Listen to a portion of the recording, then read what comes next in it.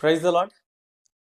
ఈ వీడియో యొక్క ముఖ్య ఉద్దేశం ఏంటంటే, ఇదివరకు నేను ఒక షార్ట్ వీడియో చేశాను. అందులో పాత నిబంధనలో యేసయ్య ఎక్కడెక్కడ కనిపించారు, ఎవరెవరికి కనిపించారు, క్రిస్టాఫ్ అని చెప్పి ఒక షార్ట్ వీడియో చేశాను. అయితే కొంతమంది జెన్యూన్గా, ఆనెస్ట్గా అది యేసుప్రభువే, అది దూత కాదు యేసుప్రభువే అని మీరు ఎలా చెప్పగలరు, లేకపోతే మాకు కొన్ని బైబిల్ రిఫరెన్సెస్ ఇవ్వండి, దానిని బలోపేతం చేయటానికి ఏమైనా రుజువులు ఉన్నాయా అని చెప్పి కొంతమంది నిజంగా తెలుసుకోవాలి అనుకుంటున్న వాళ్ళు నాకు కామెంట్స్ రూపంలో తెలియజేశారు. కాబట్టి అలాంటి వాళ్ళ కోసం ఇంకొంచెం క్లియర్గా, ఇంకొంచెం క్లారిటీగా ఈ విషయాన్ని చెప్దాము. పాత నిబంధనలో కనిపించిన ఆ యెహోవా దూత యేసుక్రీస్తే అయి ఉంటాడు అనటానికి బైబిల్లో నుంచి ఏమైనా బలమైన ఆధారాలు ఉన్నాయా అనేది మనం చూద్దాం. అయితే ఈ పాత నిబంధనలో క్రీస్తు కనిపించాడు అనే విషయాన్ని కొంతమంది నమ్ముతారు, కొంతమంది నమ్మరు. ఇది నమ్మినంత మాత్రాన మనకి రక్షణ రాదు, నమ్మలేనంత మాత్రాన రక్షణ పోదు. అయితే అది నమ్మాలా నమ్మకూడదా అనే దాంట్లో ఖచ్చితంగా మనకి స్వాతంత్రం ఉంది. అక్కడ కనిపిస్తున్న సందర్భాల్లో ఆ యెహోవా దూత యేసుక్రీస్తే అనడానికి బైబిల్లో నుంచి మనకి బలమైన ఆధారాలు ఉన్నాయి. ఇది నేను చెప్తున్న విషయం కాదు. చాలా మంది బైబిల్ స్కాలర్స్, థియాలజియన్స్ అంటే బైబిల్ పండితులు కొన్ని తరాలుగా బైబిల్ స్టడీస్లో ఇది చెప్తూనే ఉన్నారు. దీనిని బైబిల్ స్టడీలో క్రిస్టాఫ్ అని అంటాం. సో పాత నిబంధనలో మనకు కనిపిస్తున్న యెహోవా దూత యేసుక్రీస్తు అయి ఉండొచ్చు అని అనడానికి బలమైన ఆధారాల్లో ఒకటి ఏంటంటే, ఆయన యొక్క మాట్లాడే విధానం, ఆ టోన్ ఏదైతే ఉందో, ఆ దూత మాట్లాడుతున్న టోన్, ఆయన మాట్లాడే విధానం, ఆ అథారిటేటివ్ టోన్ను మనం ఒకసారి గమనించాలి. ఆయన దూతలాగా మాట్లాడలేదు, కానీ సాక్షాత్తు దేవునిలాగా ఆయన మాట్లాడాడు. ఆయన మాట్లాడుతున్న విధానంలో అధికారం కనిపిస్తుంది. దేవునికి ఎటువంటి అధికారం ఉందో అలాంటి అధికారమే ఈ దూతలో కూడా మనం చూస్తూ ఉంటాం. సాధారణ దూత అయితే అలా మాట్లాడు, కానీ ఖచ్చితంగా ఈయన సాధారణ దూత కాదు కాబట్టే దూతలాగా కాకుండా ఆయన దేవునిలాగా మాట్లాడడం మనం చూస్తాం. మొదటి సందర్భంలో హాగరు దగ్గర ఆయన కనిపించినప్పుడు ఆయన ఏమని హాగరుతో మాట్లాడుతున్నాడంటే, నేను నీ సంతానాన్ని విస్తరింపజేస్తానని అన్నాడు. దేవుడు నీ సంతానాన్ని విస్తరింపజేస్తాను అని అనట్లేదు, కానీ నేను నీ సంతానాన్ని విస్తరింపజేస్తాను అని అంటున్నాడు. నేను అని మాట్లాడుతున్నాడు. ఒక సాధారణ దూతకి ఆ అధికారం లేదు. నేను విస్తరింపజేస్తాను అనే అధికారము ఖచ్చితంగా లేదు. కొన్నిసార్లు యెహోవా దూత దేవుడు చేస్తాడు, దేవుడు చూచాడు ఇలా మాట్లాడినా కూడా మరికొన్నిసార్లు నేను అనే పదాన్ని ఉపయోగిస్తాడు. నేను నీ సంతానాన్ని విస్తరింపజేస్తానని ఏ దూత అనగలడు? సంతానాన్ని విస్తరింపజేయగలిగే శక్తి, లేకపోతే జీవాన్ని పోసే శక్తి దూతలకి దేవుడిచ్చాడా? అది కేవలము దేవుని చేతిలో ఉంది. ఏ సంతానాన్ని దీవించాలన్నా, ఆశీర్వదించాలన్నా, విస్తరింపజేయాలన్నా అది కేవలము దేవునికి మాత్రమే సాధ్యం. కాబట్టి హాగర్తో మాట్లాడినప్పుడు మనకి క్లియర్గా అర్థమవుతుంది, ఈ దూత సాధారణమైన దూత కాదు.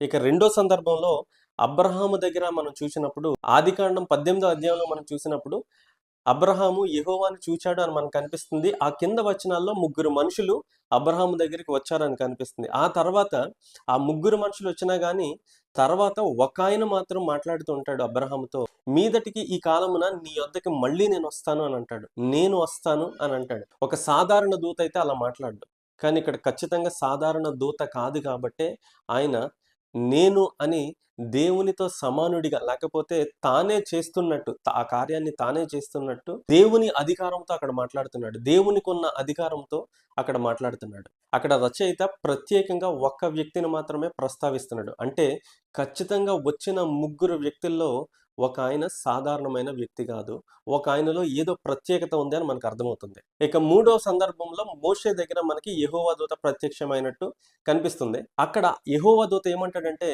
నువ్వు నుంచున్న స్థలము పరిశుద్ధ స్థలం అని అంటాడు. ఇక్కడ మనం ఆగి ఒకసారి ఆలోచిస్తే, దూతలు నుంచున్న స్థలము పరిశుద్ధ స్థలం అవ్వదు, కానీ దేవుడు నుంచున్న స్థలము మాత్రమే పరిశుద్ధ స్థలం అవుతుంది. దేవుడు ఏ గ్రౌండ్లో అయితే ఉంటాడో, ఏ స్థలంలో అయితే ఉంటాడో ఆ స్థలమే మనకి పరిశుద్ధ స్థలం, కానీ మరి ఎవరు నుంచున్నా అది పరిశుద్ధ స్థలం అవ్వదు. కానీ అక్కడ దూత ఏమంటున్నాడంటే, నేను నుంచున్న ఈ స్థలము పరిశుద్ధ స్థలము కాబట్టి నీ చెప్పులు విడిచిపెట్టు అని అంటున్నాడు. అంటే తనను తాను దేవునితో పర్యాయ పదంగా మాట్లాడుతున్నాడు. అలాగే అదే దూత మోషేతో ఏమంటున్నాడంటే, నేను నీ తండ్రి దేవుడను, అబ్రహాము దేవుడను, ఇస్సాకు దేవుడను, యాకోబు దేవుడను అంటున్నాడు. ఒక దూత నేను దేవుడను అని అనగలడా?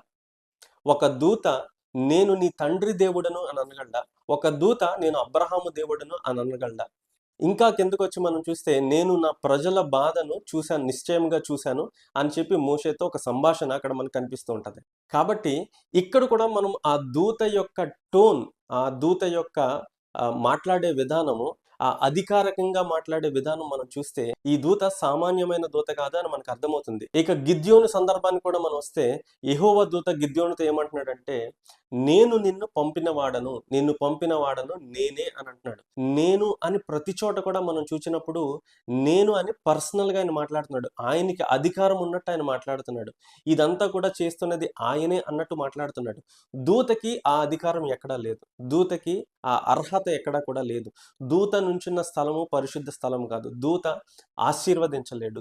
ఇలాగ మనం పాత నిబంధనలో ఈ సందర్భాలు చూసినప్పుడు ఆ యెహోవా దూత, the Angel of the lord మాట్లాడే విధానం చూసినప్పుడు సాధారణ దూతలు మాట్లాడినట్టు ఆయన మాట్లాడలేదు, కానీ దేవునితో సమానుడిగా ఆయన మాట్లాడతాడు. దేవునికి ఉన్న అధికారమే ఆయనకి ఉన్నది అన్నట్లు మనకి కనిపిస్తుంది. సో ఇది మొదటి పాయింట్. ఆయన మాట్లాడే విధానాన్ని బట్టి మనం చెప్పగలము ఈయన ఖచ్చితంగా మామూలు దూత కాదు అని. ఇక రెండో విషయం మనం చూస్తే ఈ దూత ఆరాధనను అంగీకరించాడు.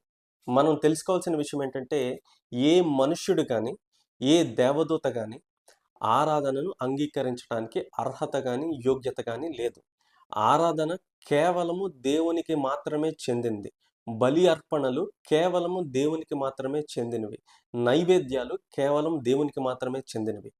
కానీ ఇక్కడ మనకి పాత నిబంధనలో కనిపిస్తున్న ఈ యెహోవా దూత యెహోషువ దగ్గర మనకు చూచినప్పుడు యెహోషువ నమస్కరించినప్పుడు ఆ ఆరాధనని ఈ దూత అంగీకరించాడు. అక్కడ సేనాధిపతిగా యెహోవా సేనాధిపతిగా మనకి ఈయన కనిపిస్తారు. యెహోషువ ఆయనను చూచి నమస్కరించినప్పుడు యెహోషువ చేసిన ఆరాధనని ఆ దూత అంగీకరించినట్లు మనకు కనిపిస్తుంది. సాధారణమైన దూత అయితే ఆరాధన నాకొద్దు, దేవునికి మాత్రమే చెందినది, దయచేసి నన్ను ఆరాధించొద్దు అని ఖచ్చితంగా చెప్తాడు. కానీ యెహోషువ చేసిన ఆరాధనని దూత అంగీకరిస్తున్నాడంటే, దేవునికి మాత్రమే చెందవలసిన ఆరాధన ఈ దూత అంగీకరిస్తున్నాడంటే ఈ దూత ఖచ్చితంగా సాధారణమైన దూత కాదని మనకు అర్థమవుతుంది. అలాగే మోషే దగ్గర ఏదైతే చెప్పాడో యెహోషువ దగ్గర కూడా ఇది పరిశుద్ధ స్థలం అని చెప్పినట్టు మనకు కనిపిస్తుంది. పరిశుద్ధ స్థలము ఎప్పుడవుతుందంటే పరిశుద్ధుడు ఉన్నప్పుడు, పరిశుద్ధమైన దేవుడు ఉన్నప్పుడు మాత్రమే అది పరిశుద్ధ స్థలం అవుతుంది. ఇక ఈ దూత సాధారణమైన దూత కాదు అని అనటానికి మూడవ రుజువు ఏంటంటే దేవునికి ఉన్న లక్షణాలు, దేవునికి మాత్రమే ఉన్న లక్షణాలు ఈ దూతలో మనకి కనిపిస్తాయి. అవేంటంటే హాగరి దగ్గర నేను నిన్ను ఆశీర్వదిస్తాను, లేక నీ జనాంగాన్ని విస్తరింపజేస్తాను అని అంటాడు. ఇది ఏ దూత కూడా అనలేని మాట, కేవలము దేవుడు మాత్రమే అనగలిగిన మాట. ఆశీర్వదిస్తాను, విస్తరింపజేస్తానని దేవుడు మాత్రమే అది చేయగలడు. దేవునిలోనే జీవం ఉంది కాబట్టి, జీవాన్ని ఇచ్చేది దేవుడే కాబట్టి, the source of life is only God. కాబట్టి ఆయన మాత్రమే అనగలడు నేను విస్తరింపజేస్తానని. సంతానాన్ని విస్తరింపజేస్తాను అనే మాట సాధారణమైన మాట కాదు. కానీ నేను నీ సంతానాన్ని విస్తరింపజేస్తానని హాగరు దగ్గర యెహోవా దూత అన్నాడు.